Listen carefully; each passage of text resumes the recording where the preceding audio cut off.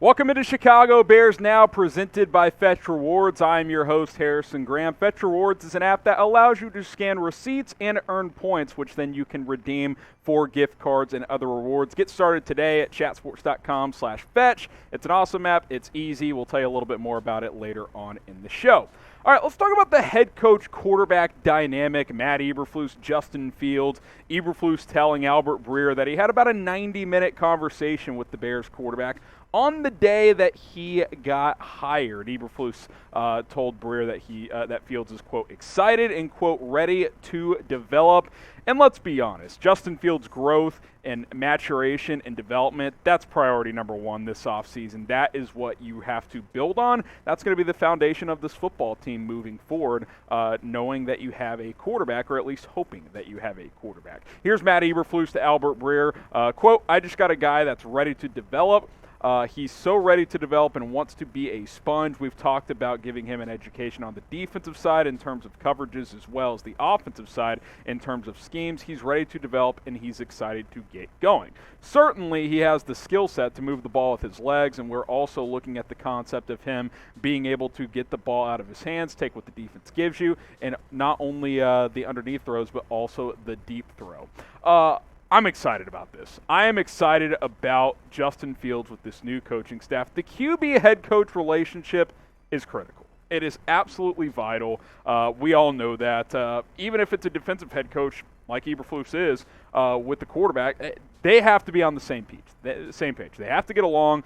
They have to understand what the objection is, and those two speaking right after Eberflus gets the job. I like that. I like that the Bears had Justin Fields talk to the media after Matt Eberflus and Ryan Poles were introduced about a week and a half ago. I like how this thing is going. It's critical that everybody is on the same page because this is a huge offseason, like we've mentioned multiple times, for Justin Fields. Will he have a breakout year? Type Y for yes.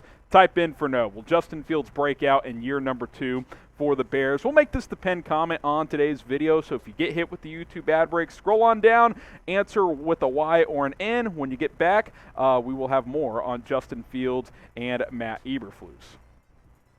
So we talk about the conversation that the two had. Albert Breer also talked to Eberflus about some other topics as well, including what he wants this offense to be, what his stylistic offense could be under offensive coordinator Luke Getsy. Eberflus had to say this, quote, I want an offense that's going to be attacking, that stretches the defense horizontally and vertically. And I want them to be willing to have an ability to punch the defense right where it counts and to be able to move the ball down the field. So it's a lot of, saying a lot without a ton. But the first part of that quote, I think, it goes back to what Poles and Eberflus said at their introductory press conference. Speed, physicality. You stretch defenses vertically and horizontally, you need speed to do that. You hit teams in the mouth, you need physicality to do that. Good offensive lineman, power running game, and then speed at the skill positions at wide receiver and some athletic tight ends. I think the Bears are going to be aggressive offensively. I really do. I think you're going to see a vertical passing attack, utilize Justin Fields' arm strength and his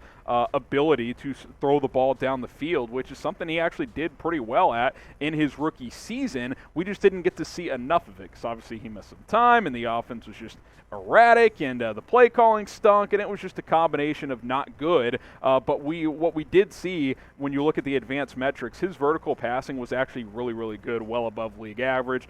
Eberflus mentioned Justin Fields' mobility. We know they're going to utilize him as a runner some as well. We saw that this past season, even again in limited playing time, considering he didn't start the season as the starter and he missed some games with injury and, of course, the finale with COVID. So I'm excited. I'm pumped. The more I hear about this new regime, I think that it's going in a good direction. I really, really like what Flus is doing and excited to see for the rest of the offseason to really get going. Free agency, draft, all that stuff going to heat up very, very soon. And that is why you subscribe, because we are the fastest growing channel here on YouTube when it comes to the Chicago Bears. Help us reach 43,000 subscribers.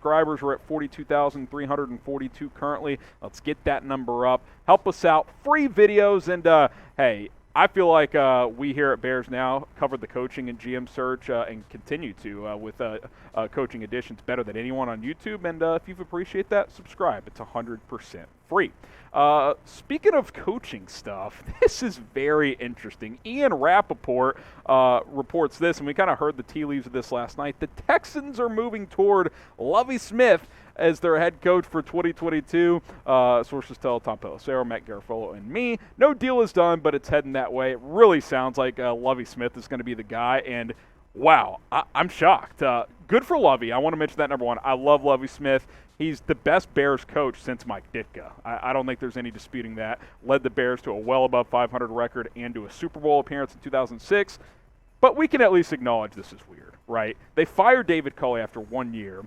They have this bizarre search where Josh McCown is the focus. They pivot off that all of a sudden, which probably smart because McCown has never been a coach at any level in the NFL.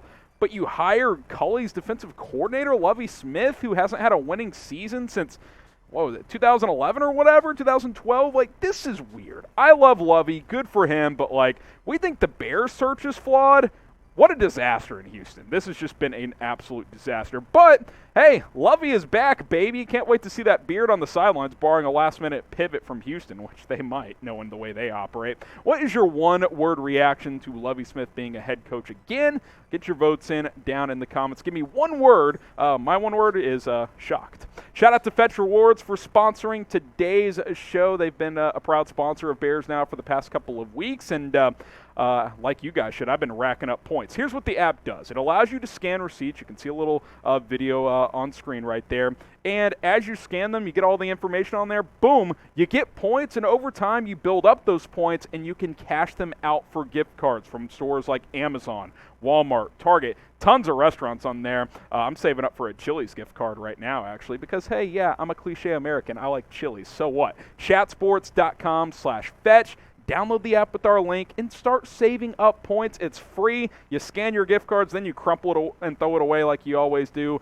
Kobe style there, Jordan style actually. Chatsports.com/fetch. Get 3,000 bonus points with our promo code BEARS. It's free. It's easy. You guys can get gift cards. And who doesn't like free stuff? I know I do. Link will be in the comments and in the description. So will the promo code.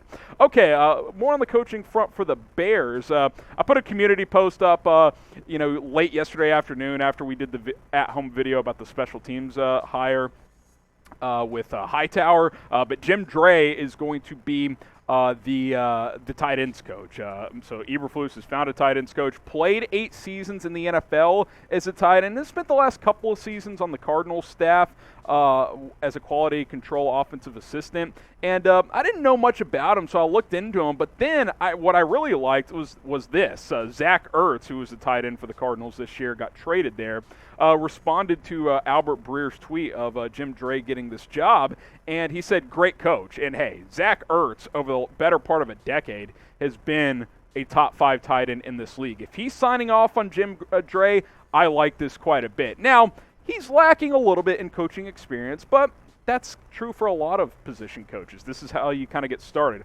Stanford alum, went back to Stanford under David Shaw, coached a year there. Then he got the Browns job as an offensive quality control coach, and then he's been with Arizona the past couple of years. Again, limited coaching experience, but I think he makes up for that playing this position, and you have guys like Zach Ertz signing off on it. I like this move. It's another young hire. You're getting a lot of young, energetic guys, especially on offense, and you really need that right now with this team. You need guys that can connect to these players, connect with Justin Fields, connect to Cole Kmet, a guy who's looking to break out at a high level in year 3.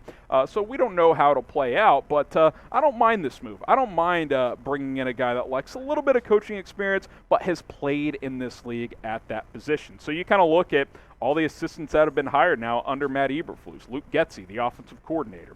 Alan Williams, the defensive coordinator. Richard Hightower, the special teams coordinator. Andrew Janocko is going to coach the quarterbacks. Tyke Tolbert's the wide receivers and pass game coordinator. Jim Dray now on board as your tight ends coach, who we just talked about as well. Chris Morgan, the offensive line coach. Dave Borgonzi, who I've heard great things about. I think he's a future defensive coordinator in this league, as the linebackers coach. James Rowe is the defensive backs coach. And then David Overstreet, the assistant defensive back. So a couple positions to fill, running backs coach, and then defensive line. Rob Marinelli, anyone? Sign me up. That would be fantastic. But up to this point, what is your favorite assistant coach hire under Matt Eberflus. It can be one of the coordinators. It can be a position coach. Doesn't matter to me. Give me one name, your favorite assistant coach hire for Chicago. And before we get out of here, some more coaching stuff around the NFC North. Rich Bisaccia, who was a Bears target for a while as the special teams coordinator, looks like he's going to head up to Green Bay. That's where this has been shifting for the past couple of days. Not quite finalized as we film this, but it's trending in that direction. I fully expect him to be the special teams coordinator in Green Bay. You know, look, I would have loved him in Chicago, but the Packers are paying up. I've heard they're paying big for him, like maybe over $1 million for a special teams coordinator. So, you know, it is what it is. I think Hightower's going to do a good job. The Packers obviously had to revamp their special teams after a disastrous year for that unit. I think for Chicago, it's no big deal that they did not get Rich Bisaccia. Okay, appreciate you guys for tuning in on today's show. We will go live, as always, like we always do, tomorrow, 4 o'clock Eastern, 3 o'clock Central Time. Hit that big red button, turn on those notifications. I've been your host, Harrison Graham. I will see you guys tomorrow with some more Bears news and rumors, and we will answer all of your questions.